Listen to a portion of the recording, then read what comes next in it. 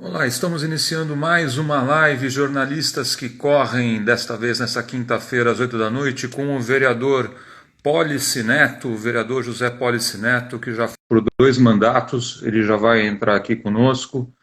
As pessoas estão chegando aqui para curtir essa live. Vamos ver aqui. Vereador Pólice Neto, tudo Vocês bem? estão bem? Graças a Deus. Estou aqui arrumando os equipamentos para a gente participar junto desse bom bate-papo. Maravilha. Hoje com um pouco menos de adrenalina, né? A hora que você gravou aquele vídeo da câmara, eu vi que você tinha uma boa dose ali de estamina, né? Parecia que você estava ali numa corrida de 15K, adrenalizado. Sabe que às vezes a gente tem essa boa oportunidade, né? Se nem sempre tem energia, às vezes tem energia de sobra, né? O mundo político tem dessas coisas, né? Às vezes ele é pouco vitaminado e ele nos dá poucas oportunidades de entusiasmo, né? É sempre um debate dos mais antigos, daqueles que têm mais tradição, e não daqueles que estão na rua fazendo a diferença. Então, ontem a gente teve lá uma corrida, ninguém esperava que se votasse um projeto de tamanha importância nesse período de pandemia, mas acabou sendo votado por uma necessidade da Anlurb, né? A Anlurb, há mais de 40 dias atrás, que é a autoridade que cuida do lixo na cidade, teve lá uma declaração de inconstitucionalidade da legislação que dava suporte aos quadros funcionais, e a cidade corria o risco de perder todo o agente de fiscalização da limpeza da cidade. Então, parte da correria de ontem era para a gente não perder todo o sistema de fiscalização da concessão do lixo e da varrição. Então, só para dar uma brevíssima explicação, agora estou à disposição de vocês numa outra corrida, numa outra vibração, mas à disposição de vocês, e muito obrigado pelo convite. Imagina, obrigado por aceitá-lo. Mas eu vou insistir um pouco nesse tema, afinal, a votação de ontem, como o senhor acabou de dizer, era bastante importante. Reforma administrativa aí que ceifou algumas empresas municipais. Se não me engano, foram quase 6.000 vagas, né, de empregos que o município tinha nessas empresas que deixaram de existir. Certamente esses serviços vão passar para a iniciativa privada. Entre essas empresas estava a SP Tours, estava a empresa de limpeza urbana, estava a empresa de iluminação pública. Nem vou entrar aqui exatamente no mérito de por que o senhor votou a favor, por que o senhor era favorável a essa propositura do prefeito, mas eu queria abordar um outro aspecto. Pouca gente fica sabendo. A Câmara ainda não repercute em São Paulo, ou nos municípios das suas próprias câmaras de vereadores, como as pautas federais, por exemplo. Se você olhar no Twitter, provavelmente nunca vai ter um trend topic municipal. Me parece um contrassenso, né? Porque as pessoas vivem nas cidades, são muito mais afetadas pelo dia a dia da cidade e estão aparentemente mais politizadas. Como é que a gente resolve isso? Se é que o senhor acredita que isso é um problema? Não, deixa eu tratar isso de duas formas. Primeiro, passar uma informação muito precisa, tá? Os 3.500 cargos que estão sendo extintos, nenhum deles está associado às empresas que vão ser extintas. Ó que como isso é contraditório, né? Eu falei Esses são quase cargos 3 que já... mil, errei por não, uns 80%. Assim. são 3,5, mas na realidade esses cargos já vêm vagos, parte deles desde a época que o Serra foi prefeito. Uhum. Então, são cargos que nem vieram sendo utilizados nos últimos 15 anos, para se ter ideia, e eles são agora extintos porque já não nem se encaixam mais na atualidade. Então, são cargos para funções que no passado existiam e que no presente a melhor coisa que tem é extingui-los, porque o desenho desses cargos já nem mais o serviço que eles realizavam existe na cidade. Então, é quase dizer que você tem aquele funcionário público que tira o esterco deixado pela carroça que tem um cavalo ou um burro carregando, e que lá atrás você tinha esse cara na administração pública municipal. Então, na realidade, a extinção desses cargos não economiza em nada, porque os cargos estavam vagos, mas eles precisavam, em algum momento, ser extintos. O problema é como você usa a informação, né? Então, o executivo, na minha opinião, usou a informação de uma maneira equivocada, tentando dizer para a sociedade que esse corte de cargos ia gerar uma economia de X milhões de reais, e aí falou assim, ó, como eu sou corajoso, estou cortando esses cargos para gerar uma economia de 180 milhões ano, e aí eu preciso dizer a verdade, os cargos não estavam ocupados, não vai gerar economia. Poderia gerar um prejuízo se o prefeito nomeasse esses cargos, mas a gente sabe que jamais iriam ser nomeados. Então, só para restabelecer esse ambiente da informação precisa. Por outro lado, a reformulação de muitas dessas empresas anunciadas, elas são empresas que já não mais cumpriam as suas finalidades porque concessões foram feitas. E aí vou explicar. A Ilume tem um modelo de atuação que é anterior à concessão de iluminação que foi assinada pelo prefeito Bruno Covas recentemente.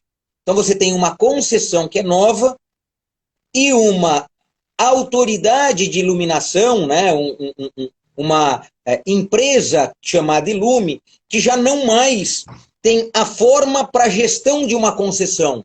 Então acerta em você reestruturar uma empresa que fazia o serviço de iluminação, que agora vai controlar uma concessão. A mesma coisa a concessão do lixo e da varrição, né? A gente tem uma autoridade municipal de lixo que, a pretexto de ainda ter contratos de varrição e concessão do serviço de destinação final do lixo, a gente precisava mudar o modelo de fiscalização, porque você não fiscaliza mais só um contrato, você fiscaliza um contrato e duas concessões. É um contrato de varrição com diversas empresas e 2 contratos de concessão, porque a cidade é dividida em 2 grandes núcleos de concessão para aquilo que é a destinação final do lixo, lixo domiciliar, lixo hospitalar, e a coleta, né? Então aquilo que a gente fala que é o divisível, que você consegue falar, essa família produziu tanto, então eu coleto X quilos aqui, X quilos de metros cúbicos ali. Então, essa era uma reforma necessária há um bom tempo. Deveria ter sido apresentada, inclusive, pelo prefeito Dória, então logo assumiu, e não no fim da gestão Dória/Bruno Covas. E ela me pareceu uma reforma incompleta, e aí falo objetivamente porque me pareceu uma reforma incompleta, porque os setores que a gente precisava, de fato, realizar uma grande mudança, na minha opinião, que é o setor de mobilidade, trânsito, transporte e logística, em que a gente tem uma CT e uma SP-Trans, essas sim deveriam ter uma fusão, e da fusão dela nascer uma agência moderna, robusta, que pudesse, de fato, acompanhar a concessão do sistema de transporte para não permitir o que aconteceu quando o prefeito fala o seguinte, ó, não quero mais lotação nos ônibus. O prefeito põe a cabeça do secretário em risco, demite o secretário e depois da demissão do secretário volta atrás e diz o seguinte, ó, agora pode lotar os ônibus. Então, este era um dos setores que a reforma era necessária, porque aí você precisava apresentar para a sociedade uma estrutura burocrática para fazer aquilo que você diz que é necessário para salvar as vidas no período de pandemia e fora dele. Né? Porque senão a gente fica imaginando que a gente vai viver eternamente na pandemia. Então, só para ajustar um pouquinho aqui, a reforma não gera esse hipotético desemprego, de desempregar alguém. Então, isso a gente precisa deixar muito claro, até porque os cargos que foram extintos estavam vagos.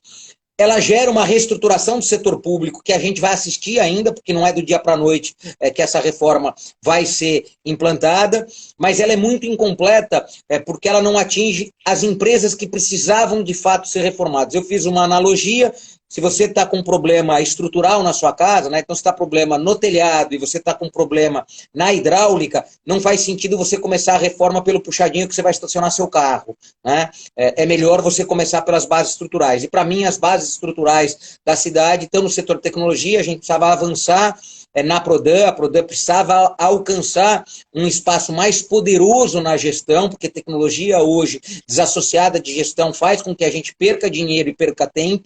que a burocracia continua a mandar na administração e a gente precisava de uma autoridade de tecnologia muito mais forte do que está sendo dado à Prodesp e a Prodesp devolvendo a cidade. Então, acho que a gente perdeu a oportunidade de fazer uma revolução no setor tecnológico, a cidade ser um grande Big Data e a partir destes metadados a gente produzir os super apps para reduzir a burocracia em cima do cidadão. Então, a gente não conseguiu isso. E numa outra área absolutamente sensível que eu achava também que podia avançar, que é mobilidade, trânsito, transporte e logística, a gente mudou muito pouco. Então, naquilo que a gente podia fazer a cidade melhorar a partir da reforma administrativa, a gente não conseguiu. Mas, insisto, a reforma feita era uma reforma necessária. Essa resposta sua dá aso a que a gente entenda que praticamente a cidade toda poderia ter mudado nessa única votação. Eu suponho que esses outros temas aí concernentes ao baronato dos ônibus, mobilidade, vão ser tratados em outro momento. Ou a gente vão ter que ser tratados. A gente está encerrando aqui, todo mundo volta daqui. Perfeito. É isso mesmo. É exatamente isso. Tá. Agora, E aí, quando você fala do por que a gente não ocupa o espaço, aí eu preciso colocar duas coisas que eu acho fundamental. Uma, a casa ainda é hermética. Né? É estranho isso, né? Então, ela não é convidativa. Talvez, nesse momento em que a gente está tentando levar ela para um ambiente virtual, né, das plenárias serem virtuais, talvez a gente ganhe a população e ela comece a nos acompanhar um pouquinho mais. Mas a Casa Legislativa Municipal, no nosso caso aqui, porque a cidade é muito grande e ela está num único ponto, ela se torna um ambiente hermético. As pessoas não vêm para cá para nos acompanhar. Então esse é um primeiro problema da gente não conseguir estar na cabeça do cidadão como importante para ele. O segundo é que a gente não vem conseguindo ocupar um espaço junto ao modelo editorial da mídia que está na cidade. Então, como na cidade de São Paulo, as mídias são nacionais, então quando você vai para qualquer cidade menor do interior, o jornal local cobre a Câmara muito melhor do que os jornais da nossa cidade cobrem a nossa Câmara. Então a gente tem esse nó de tamanho frente ao desafio. Né? Então a gente tem uma dificuldade de ocupar um espaço na mídia da nossa cidade, porque a mídia da nossa cidade é a mídia nacional. Então o Jornal de São Paulo... A cobertura só não é pior que a da Assembleia Legislativa, né? E pelo menos vocês essa acabou, né? Essa acabou. Mas as redes sociais dos vereadores não são bem trabalhadas. Eu sei que o seu WhatsApp é muito bom. Faço aqui um elogio já público.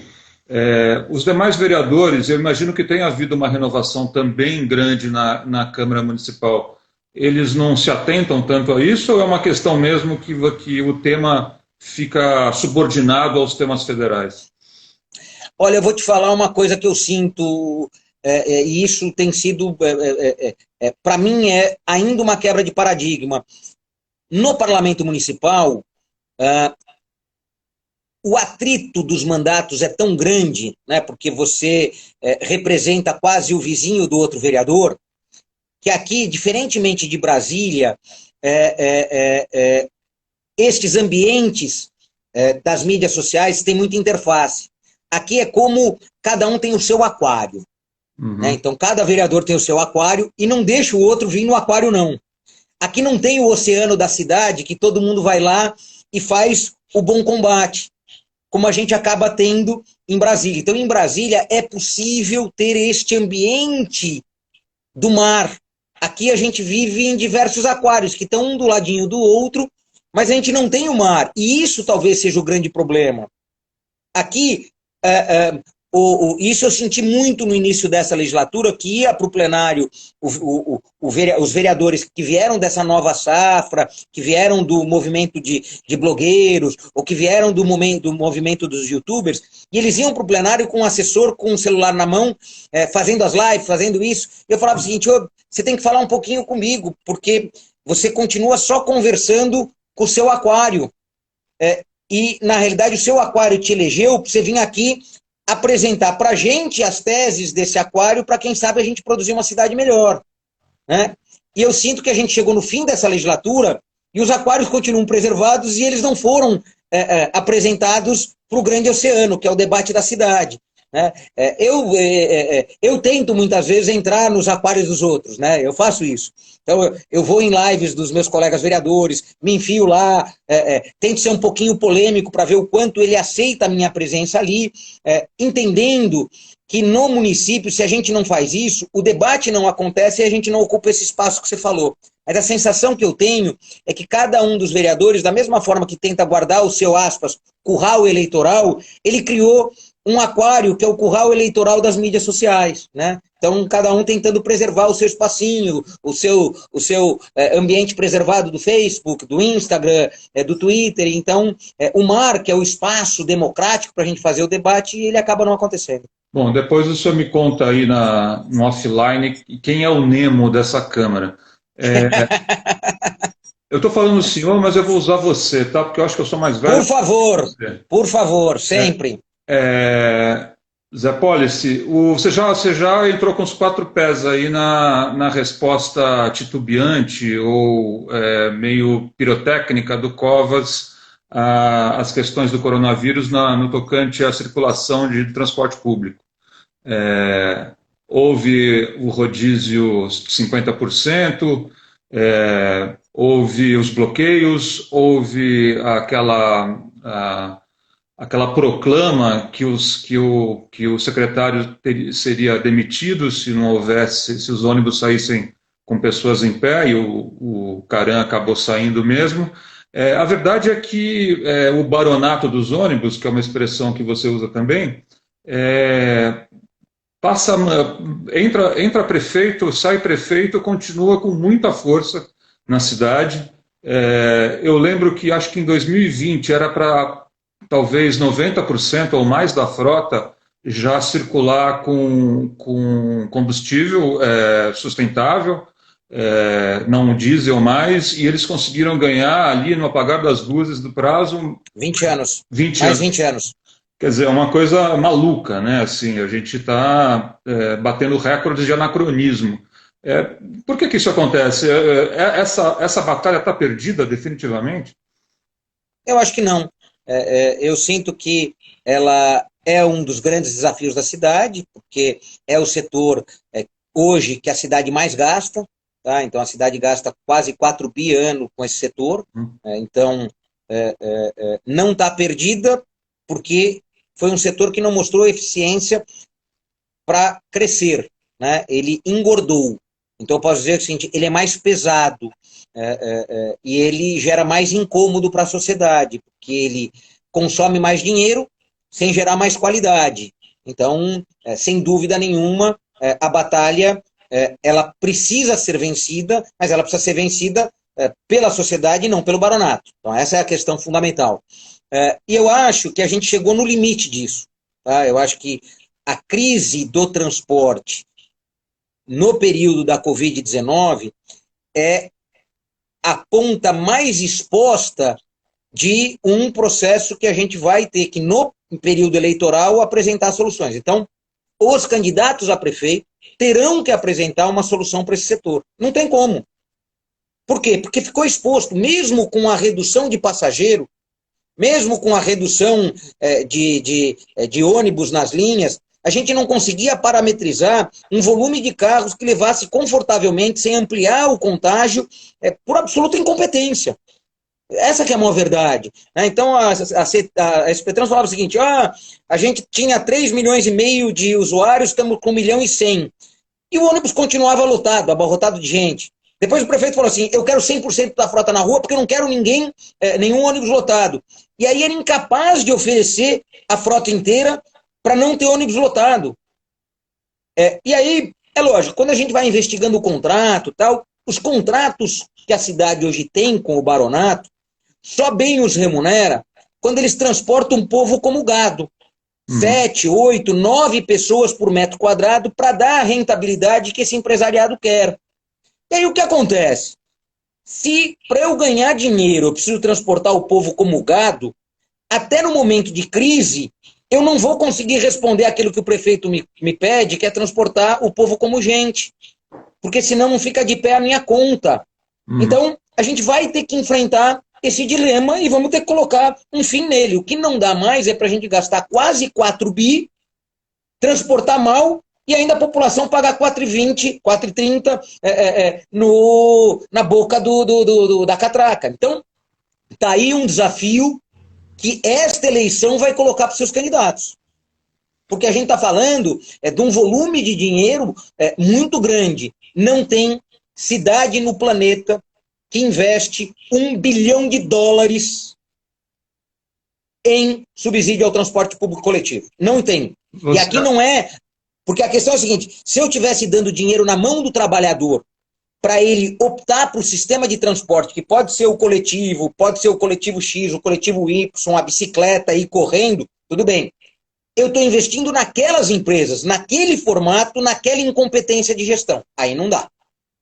Então, se eu ainda falo que eu vou subsidiar o transporte da população mais carente e ele vai ter a opção de escolher por onde e como vai, eu estou até concordando que a gente subsidie o cidadão. Agora, subsidiar a incompetência de um setor, aí não dá mais. Então, os candidatos a prefeito vão ter que apresentar uma solução para o setor de mobilidade urbana e transporte público, sem dúvida nenhuma. E aí a intermodalidade é fundamental. Você vai ter que pensar um pouquinho na circulação a pé, você vai ter que pensar um pouquinho na circulação de bicicleta, como você junta essas duas coisas, como o sistema ser mais eficiente. Não dá mais para olhar só para o ônibus, tem que olhar isso sistemicamente. Você acha, para encerrar esse ponto, que o recuo dramático do Covas ali na exigência de ônibus sem pessoas em pé se torna um calcanhar de Aquiles agora na reeleição? Isso vai ser muito explorado? Ah, sem dúvida. Mas acho que ele se prepara também para dar uma resposta junto à sua própria equipe. Então eu sinto que foi muito duro para ele o que aconteceu. Foi um recuo que o colocou numa situação de muito desgaste, porque ele manda o secretário embora e recua naquilo que foi a obrigação que derrubou o secretário, né? Nem muito sentido fez, né? Eu ameaço um secretário, troco o secretário e a exigência que derrubou o secretário deixou de existir. Exato. Então não faz nem sentido. Então, acho que isso restou para o prefeito uma obrigação no processo eleitoral, e aí acredito que ele vai apresentar no processo eleitoral uma mudança muito consistente para isso, né? Essa é a minha percepção. Bom, a saída da pandemia, detente da pandemia aí, espero que aqui não é madeira, é vidro, mas não dá 3 toquinhos, vai levar muita gente a se afastar do transporte público, ou pelo menos quem pode se afastar, o que é um problema gravíssimo, né, para a cidade. A gente vai ter mais congestionamento, vai ter mais poluição. E uma solução que está sendo adotada claramente na Europa, já vinha sendo adotada, foi intensificada por patrocínio oficial, é a bicicleta, que é um tema seu, um tema candente e de sua preferência já há algum tempo. A gente teve aí no governo Covas o grande incremento cicloviário do tempo do Haddad, ele parou. Estancou, houve o plano cicloviário ali de dar continuidade, fazer prolongamentos das ciclovias no plano de anéis, né, que até foi um pouco contestado, mas enfim, não foi feito. E você tem um projeto que está para ser regulamentado há algum tempo, que promove incentivos financeiros para o cara poder andar de bicicleta, reformar sua bicicleta, comprar bicicleta.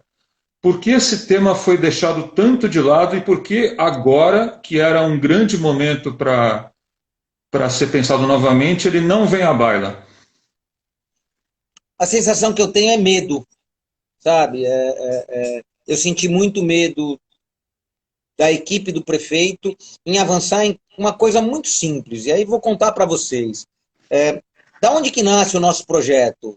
E aí eu preciso aqui contar bem o bastidor. Eu tenho um economista no mandato, que é o chefe de gabinete, meu chefe de gabinete, chamado Fábio Araújo, que ele desenhou um modelo matemático que conseguiu interpretar o custo indivíduo do subsídio.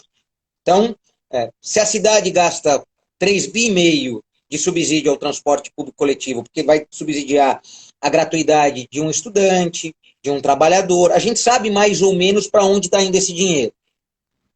A partir de uma série de cálculos, a gente conseguiu encontrar como um trabalhador que anda de carro ou um trabalhador que anda de ônibus, ao sair desse ônibus superlotado e começar a se deslocar de bicicleta, ao sair de um carro numa via que constrange a circulação do ônibus e passar aí de bicicleta, quais os benefícios econômicos e financeiros que este cidadão paulistano, a mudar de modal para a bicicleta, daria de vantagem sistêmica para a cidade. Então, qual é a economia que eu gero quando eu deixo de usar meu carro ou quando eu deixo de circular de ônibus para a cidade, e eu vou poder receber, em média, metade deste benefício que eu dou para a cidade. Então, se eu anualmente gerar uma economia para a cidade de R$ 1.700, eu vou poder, neste ano, ter, para mim, R$ 850. Se eu conseguir gerar uma economia de R$ 2.000, eu tenho R$ 1.000. Então, esse foi o modelo matemático que a gente criou. Apresentamos, à época, para o prefeito Haddad. Eu era oposição ao prefeito Haddad, e o prefeito Haddad entendeu o cálculo matemático, a equipe da Secretaria de Finanças dele entendeu o cálculo matemático e apoiou a proposta, e a gente teve a aprovação aqui da Câmara. Daí a gente foi construir o modelo de implantação junto com a SP Trans. Chegamos a desenhar no começo da gestão Dória, com o secretário Aveleda, a implantação desse modelo. No final do primeiro ano da gestão Dória, estava pronto para ir para a rua. A gente teria, no começo de 2018, 16 foi eleição, a gente aprovou essa legislação em 2016, 17 a gente desenhou a aplicação desse modelo que já era lei, né? Então a regulamentação tinha que ter saído no começo de 2017. Então há um atraso, tem 3 anos de dívida com a cidade de São Paulo. Então, é um modelo matemático que, se eu deixo o ônibus, porque eu preciso desadensar um ônibus para garantir transporte para uma senhora com 2 filhos e que não consegue ir de bicicleta, e eu tenho condição, eu, ao desadensar, carrego o benefício que eu teria dentro daquele ônibus. Então, a lógica é manter os investimentos em transporte, o subsídio em transporte, deslocando esse subsídio para outros modais e começando com a bicicleta. A gente recebeu prêmio internacional, isso foi muito bacana do ponto de vista conceitual. Mas a partir da saída do secretário Aveleda, eu não mais consegui avançar na Secretaria de Transporte. Aí foi derrota em cima de derrota. E aí preciso dizer para vocês que foi interpretando um medo da administração de ter que abrir os dados do transporte, porque no momento em que eu coloco esse elemento do usuário do transporte público coletivo, que sai do transporte porque ele está dando economia, eu estou dizendo de alguém que está circulando de bicicleta, que é mais econômico do que está dentro de um ônibus.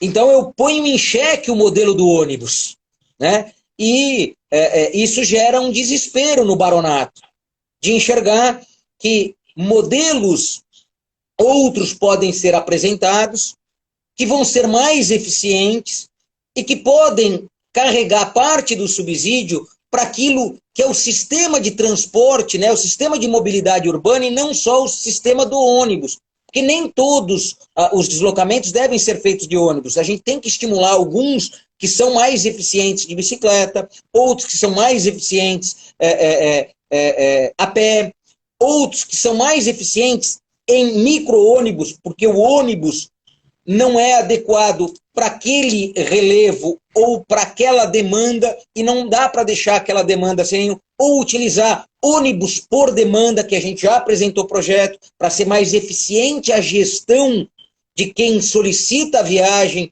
e de como você oferece. Então eu venho estudando esse setor nos últimos 15 anos, e eu sinto que este é o momento objetivo, tanto do prefeito no processo de reeleição que ele está, como dos candidatos que vão ser,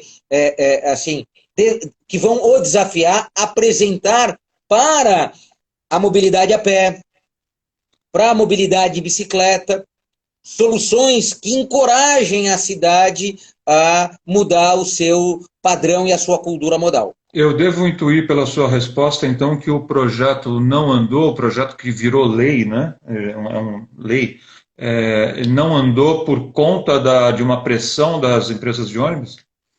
Também, muito, o principal fator que ele para na SP Trans é o medo de você ter que abrir a caixinha de Pandora. Uhum. Porque para implantar o que está no Bike SP, a gente transformou o bilhete único, né, o bilhete único que era só para transporte de ônibus, ele passava a ser um bilhete de mobilidade. E eu poderia usá-lo no ônibus e na bicicleta. Então eu passava a ter um bilhete intermodal, muito parecido com o que o Rio está tentando. O Rio está com um sistema que eles chamam giro, e ele abastece diversos modais. O Rio, nos últimos ano e meio, conseguiu passar a gente do ponto de vista da lógica do que está oferecendo, mesmo tendo uma estrutura pior que a nossa. Então, eles têm uma estrutura pior que a nossa, mas do ponto de vista da gestão, estão conseguindo avançar mais do que a gente. O nosso bilhete único, que já poderia ser um bilhete de mobilidade e, portanto, começar a fazer integrações. Hoje a nossa integração é só ônibus, metrô, metrô, ônibus, trem, trem, ônibus, e pagando caro muitas vezes essa integração, né? E custando caro à sociedade também. A gente não integra outros modais. Então, integrar a bicicleta era fundamental. A gente começou a integrar antes do Rio e agora você está me dizendo que eles estão na frente. Eles já passaram na nossa frente, Mas voltando para o momento atual, atualíssimo da saída e da pandemia, a bicicleta não tá em discussão. Esse cenário se mantém da mesma maneira hoje. Eu fiz 2 movimentos para tentar testar a administração. Um deu certo. No dia 19 de julho, as ciclofaixas de lazer voltam. Eu tentei muito que as ciclofaixas de lazer, no período da pandemia, fossem ciclofaixas permanentes. Uhum. Por quê? Porque a gente teria 120 quilômetros protegidos na região mais central. Para quem quisesse para o seu trabalho pedalando, iria protegido para o seu trabalho e não precisaria nem esperar o transporte público coletivo. Porque se tem algo muito bacana nas ciclofaixas de lazer que aconteciam domingo, é que ela ensinou muita gente que dá para você sair de alguns pontos mais extremos da cidade, se deslocar por 14, 15 quilômetros e chegar no seu trabalho. Dá para você sair de regiões como a divisa de Diadema com São Paulo e chegar na região central, ou chegar pelo menos em Santo Amaro, com um deslocamento até tranquilo. Então, essa questão era muito importante mostrar nesse período de pandemia, nesse momento, nesse período de isolamento, que a oferta do transporte de bicicleta protegido, né, a oferta de uma proteção à circulação de bicicleta era uma super oportunidade. Isso a gente perdeu. Conseguir convencer a administração que a proposta feita pela Uber era uma proposta consistente para a gente evitar um gasto aí de 20 a 25 milhões de reais com dinheiro público para a ciclofaixa de lazer. Então, quem vai bancar a ciclofaixa de lazer é a Uber. Então, a gente ficou 10 anos com o Bradesco, perdemos o Bradesco ano passado, ficamos quase um ano sem as ciclofaixas, elas voltam agora no dia 19 de julho. Então, essa é uma boa notícia. Uma outra boa notícia é que, durante o período da pandemia, parte das obras do nosso plano cicloviário começaram a ser realizadas. Elas tentam realizar um pouco de integração, isso veio dos estudos conduzidos pela Beth França, que agora é secretária de transporte, então é importante isso, ela se dedicou muito a isso. Outras são obras que passaram a ser feitas, e aí é um outro trabalho forte que eu fiz, que é... Eu não sei se está todo mundo aqui familiarizado com polo gerador de tráfego. Polo gerador de tráfego é quando você faz um empreendimento muito grande que gera um tumulto de circulação naquele entorno. Então, um grande shopping, um grande edifício comercial, ele gera uma necessidade de você mitigar aquele fluxo de pessoas que vai para aquele espaço. A gente conseguiu, na gestão do Haddad, fazer uma primeira ciclovia utilizando dinheiro de polo gerador, que é aquela que passa pela Avenida Pacaembu. A gente está fazendo na Avenida Brasil uma ciclofaixa que vem de um processo de compensação assim também. Então a gente conseguiu destravar dinheiro privado que está vindo fazer ciclovias permanentes. Então esse é um outro avanço que eu posso contar para vocês.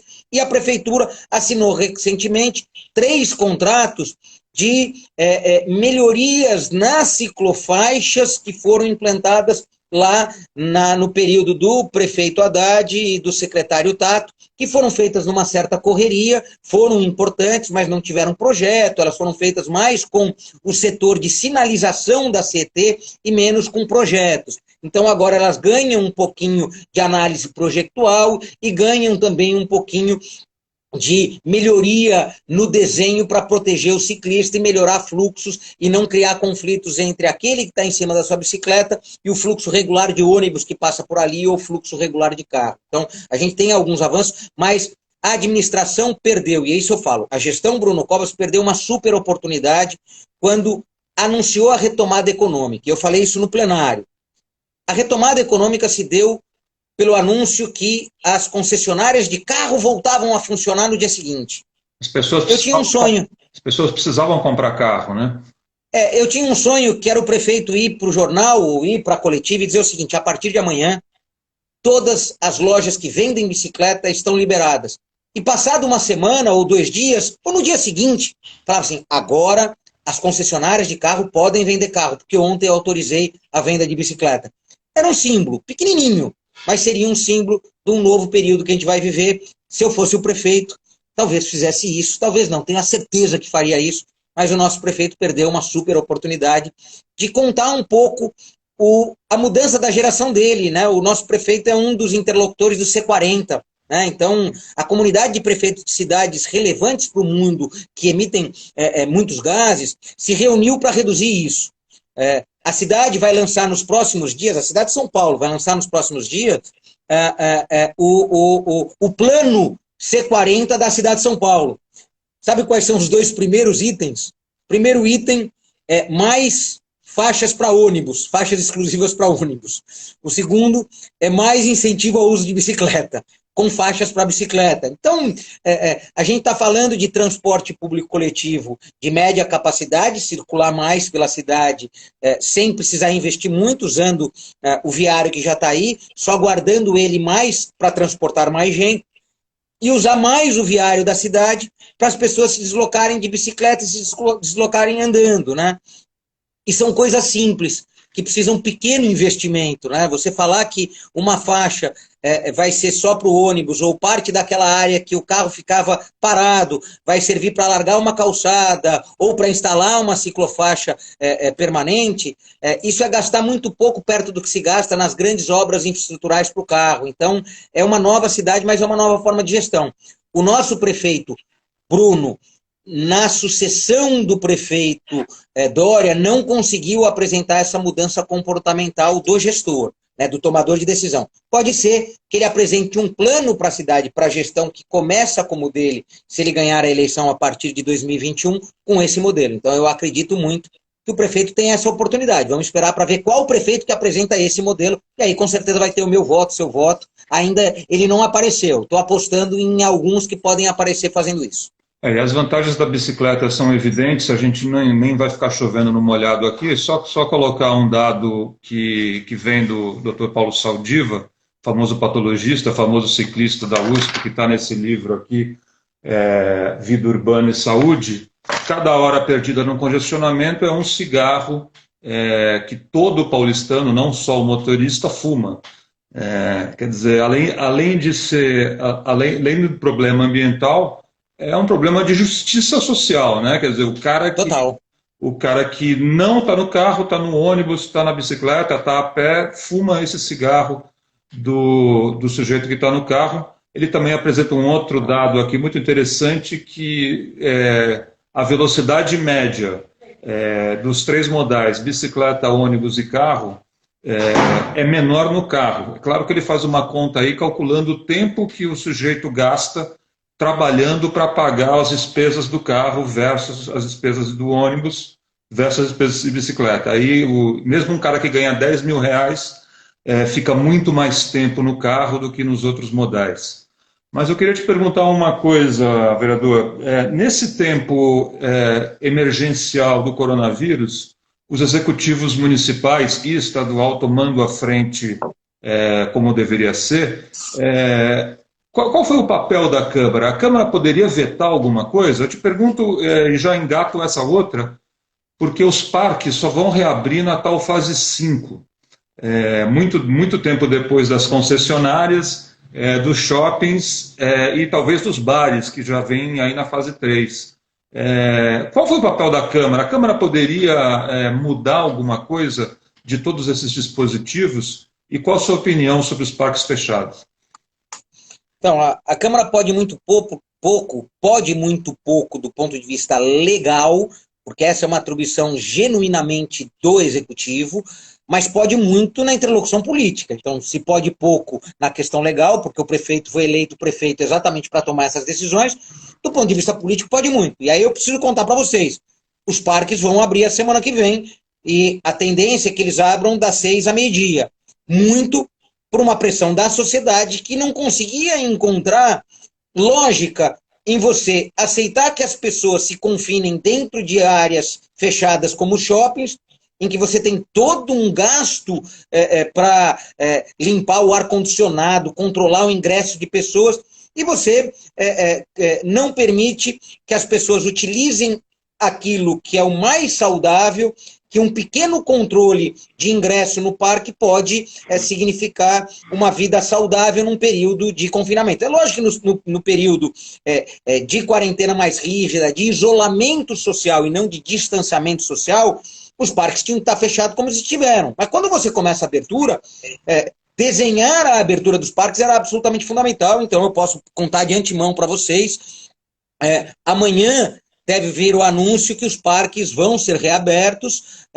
A gente tem uma responsabilidade muito grande, porque a abertura dos parques tem que ser feita com muita responsabilidade, porque quem garante o ingresso no parque é a autoridade pública, então não é ele colocando protocolo nos outros, é ele criando os protocolos para dentro dos parques, então, porque senão você é o responsável pela contaminação. Então, sem dúvida nenhuma, a reabertura dos parques, que é bem-vinda, só é bem-vinda se tiver protocolos muito responsáveis para esse modelo dos parques, e aí tem experiências internacionais para isso, então a cidade de São Paulo deve ser responsável buscando essas experiências internacionais. Então, Nova York já está com seus parques abertos, o Canadá e as grandes cidades já estão também lá com seus parques abertos, a Europa, que também já abriu seus parques, já tem os seus modelos. Então, a gente não precisa inventar muita coisa, é buscar esse modelo, tropicalizar esse modelo, ver as nossas realidades, e aí, sem dúvida nenhuma, criar um ambiente protegido e responsável do ponto de vista da não contaminação para as áreas públicas ao ar livre. Tá? Porque senão as pessoas vão para a praça e vão fazer na praça mais espremidas aquilo que podiam fazer muito menos espremidas nos parques. Então, acho que tem aí um desafio, mas é um desafio que deve ser responsável, porque você pode ter contágio e contaminação dentro dos parques. Então você tem que trabalhar para reduzir esse risco e informar com muita qualidade ao cidadão o que pode ali e o que não pode, porque muita coisa dentro do parque vai continuar impedida. Então, e é esse momento que a administração está, de desenhar o que vai poder no parque como poder. Mas então, passar essa informação para vocês que eu acho fundamental. Mas a Câmara, nesse caso, podia pouco. Em outros, ainda pode muito. A Câmara pode muito ainda no auxílio da sociedade, que por conta da pandemia teve que fechar sua porta. Então, veja só, eu que sou dono de um estabelecimento comercial, que o decreto do prefeito e o decreto do governador mandaram eu fechar minha porta. O IPTU continuou chegando e eu pago o IPTU de imóvel comercial, mas não posso fazer nenhum comércio dentro dele. Tem ainda o TPU, eu usava lá a calçada para colocar uma mesinha para o meu café, que eu não posso mais colocar a mesa na calçada, mas tenho que pagar o TPU. Então tem uma justiça fiscal e tributária que é obrigatória a ser realizada pelo município.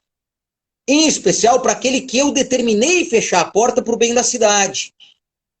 E as consequências disso. Então, a gente tem que apresentar para a cidade um plano emergencial de retomada econômica, que ele vai ajustando esses elementos para, da mesma forma que permitir abrir tem que ter responsabilidade, dizer a forma da abertura. Porque senão é voo de galinha. Eu falo para você abrir, você não consegue estruturar o seu negócio, não tem cliente porque as pessoas não se sentem seguras para sair de casa e por conta das dificuldades de transporte e ter visto ônibus abarrotados, as pessoas continuam com muito medo e está certo ter medo, Porque as pessoas continuam se contaminando e continuam morrendo. Senão a gente imagina que a pandemia acabou. Não acabou, pessoal. A gente continua tendo volume de contaminação e mortos crescentes todos os dias. Então, se vai abrir, porque a gente tem condição de salvar a vida das pessoas, porque não sei se a gente pode aqui deixar muito... não sei não, a gente tem que deixar isso sempre muito claro, mas os elementos fundamentais utilizados pela abertura, que é, tem leito para salvar as pessoas, a curva está estável, então tem informações do ponto de vista epidemiológicos que são colocadas pelo comitê dos especialistas junto ao governo do estado, que criou lá as cores, as fases e as cores. Cada vez que você sobe numa fase, você está autorizado a fazer um conjunto de coisas. O estar autorizado não quer dizer que você está preparado para isso. Sim. Eu posso estar autorizado pelos cientistas a fazer isso, mas não tenho ainda a capacidade de investir nas exigências para a abertura daquela atividade. Vou dar um exemplo de algo que para mim é um grande desafio. Eu não tenho carro. E não tenho carro há um bom tempo. Mas o primeiro entretenimento que está sendo oferecido, com larga fala pelos jornais, com muita comemoração, é um que só serve para quem tem carro. Então, para assistir o Skank, eu tenho que gastar 550 pau para ir lá no Palestra Itália e gastar 550 reais para assistir o Skank de dentro do carro. Se eu quiser assistir um cinema, eu tenho que ir lá no Cine Belas Artes, no Memorial da América Latina, que é um espaço público, gastar 100 reais por carro, aí vai dividir entre os integrantes do carro, então vai dar 25 reais por pessoa, se tiver 4 no carro, se for responsável vai ter só 2, então 50 por cabeça, mas eu não tenho carro. Então, tá cerceado, ou vou ter que alugar um carro para ir lá. Mas eu penso o seguinte, e quando que vai abrir esse cinema ao ar livre pro cara da bicicletinha? Que tal a gente pegar um grande estacionamento, reservar as áreas de X metros para as bicicletinhas e o cara que tem a bicicletinha como eu vai poder ir lá assistir o cinema e voltar de bicicletinha para casa? A gente tem que tomar um... Eu tenho certeza que você não vai pagar meia de bicicleta.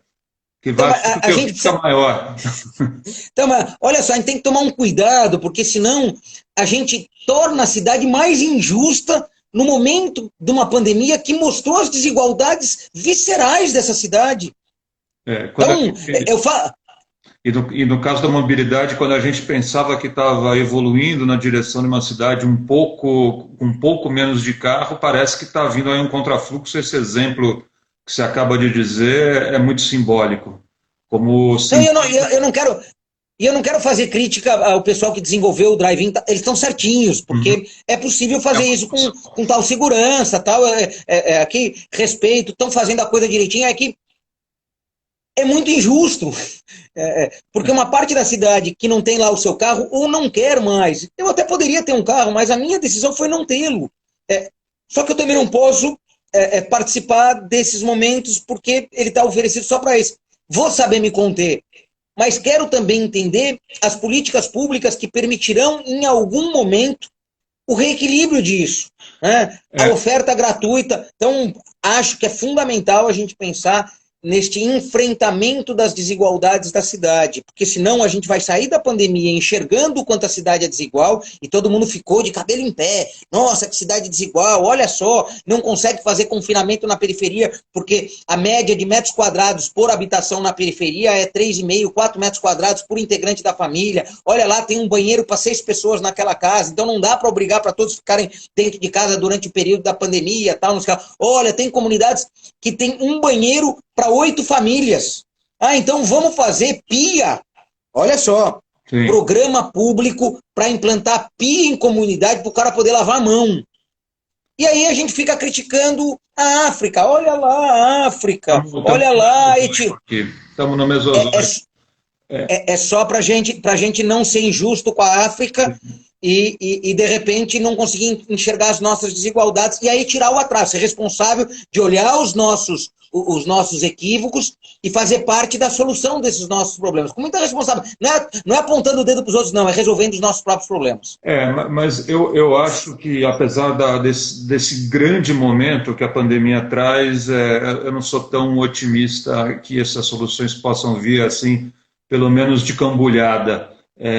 Uma das boas ideias que surgiram, na minha opinião, no fim aí na detente da pandemia, veio de Nova York também, veio de alguns lugares da Europa, o uso das esplanadas, das calçadas, das ruas, inclusive, onde eram vagas de estacionamento, para os bares, porque eles não vão poder ter o mesmo espaço lá dentro, vão sofrer barbaridade para colocar as pessoas, então podem usar aí vagas de carro. Isso vai acontecer em São Paulo? Se depender de mim, vai, porque eu já apresentei até proposta para isso. Então, eu sinto que há uma abertura, e é interessante isso, eu sinto que há uma abertura da administração para esse diálogo.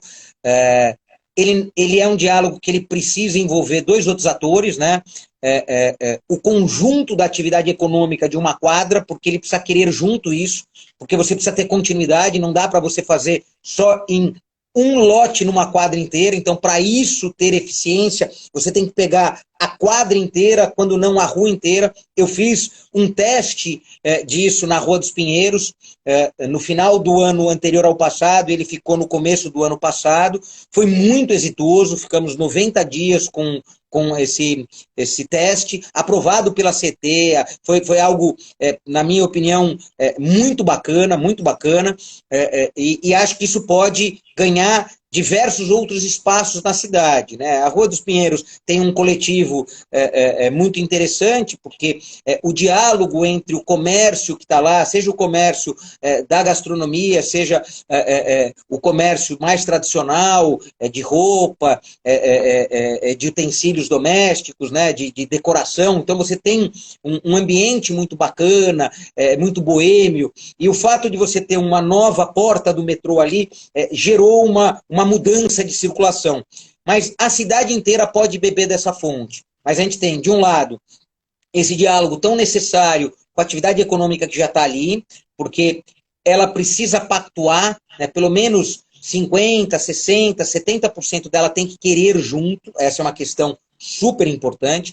A segunda nós precisamos conversar com o morador desses bairros, para ele não enxergar isso como algo ofensivo a ele, porque normalmente parte dos moradores tem a falsa impressão que isso é um benefício desmedido para a atividade econômica. Pô, mas você está dando mais espaço para o bar, mais espaço para o restaurante, às vezes, você está dando espaço para essa loja que está podendo botar arara na rua, ou para essa loja de decoração que muitas vezes montou na rua ou na calçada o lounge para apresentar a sua mobília. Então, há uma necessidade de conversar, inclusive, com as associações de moradores, então tem um pacto a ser produzido. Um pacto muito responsável. Eu acho que dá. Eu acho que dá. Por quê? Porque esses coletivos já existem, né? Nas ruas e nesses centros de bairro, esses coletivos já existem, às vezes formal e às vezes informalmente. Mas eu acho que a gente já tem uma certa maturidade para, no momento que a gente falar o seguinte, a cidade inteira pode transformar a área que o carro ficava estacionado em área de expansão da calçada e ter um novo uso, apresentem os projetos que a gente vai validar. E aí trazer esses dois elementos, população residente e comércio estabelecido, eu acho que a gente tem aí um diálogo muito positivo para realizar. Eu acho que a gente leva para a rua parte da atividade econômica que não acontecerá dentro dos salões. Se acontecer, a gente vai ter outro pico dessa pandemia, e torna visível o que está acontecendo, né? Porque tem algo muito importante que a gente não enxerga o que está acontecendo muitas vezes dentro do estabelecimento comercial. Se está lotado lá dentro, se não está. Aí você tem que botar a cara lá dentro para ver se está lotada.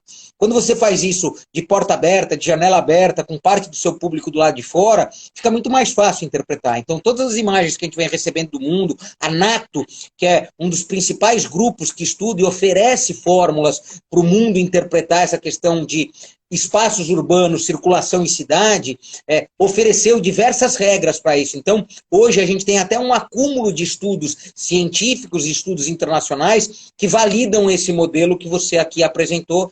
Insisto, tem o projeto do mandato apresentado, tem projeto apresentado pela Comissão de Gastronomia, dirigida pelo Rodrigo Goulart, então tem um esforço da Câmara nesse sentido, e eu acho que a gente pode ter, nesse ponto, boas novidades aí para as próximas 2 semanas. Estamos aqui com o vereador, já estou fazendo você prefeito, você nunca teve... Opa! Você nunca tentou, né? Você nunca teve essa ambição, né? Já é vereador há 4 mandatos seguidos? 4 mandatos. Mas aqui quero já antecipar, essa é a minha última candidatura a vereador, eu quero em 2024, e aí já peço orientação de vocês, a partir